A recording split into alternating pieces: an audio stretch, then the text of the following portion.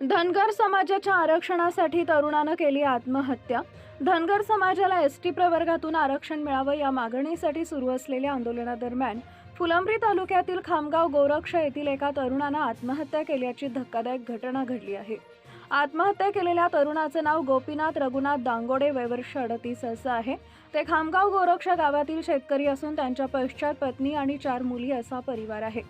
धनगर आरक्षणासाठी जालना इथं आमरण उपोषण सुरू असून सरकारकडून कोणताही ठोस निर्णय न झाल्यानं गोपीनाथ दांगोडे हे तीव्र मानसिक तणावात होते। मंगळवारी मध्यरात्री त्यांनी स्वतःच्या शेतातील लिंबाच्या झाडाला गळफास घेऊन जीवन संपवले। बुधवारी सकाळी ते घरी न दिसल्यानं कुटुंबियांनी शोध घेतला असता ते मृत अवस्थेत सापडले। घटनेची माहिती मिळताच वडोदबाजार पोलिसांनी घटनास्थळी धाव घेत पंचनामा केला। पोलिसांना त्यांच्या खिशात एक चिठ्ठी आढळली। त्यात त्यांनी लिहिलंय की मी गोपीनाथ रघुनाथ दांगोडे, आम्हाला धनगर समाजास आरक्षण मिळत नाही म्हणून मी बलिदान देत आहे। मुख्यमंत्री साहेब, माझे बलिदान वाया जाऊ देऊ नये। धनगर समाजाला एसटी आरक्षण मिळालंच पाहिजे असं चिठ्ठीमध्ये लिहिलेलं आहे।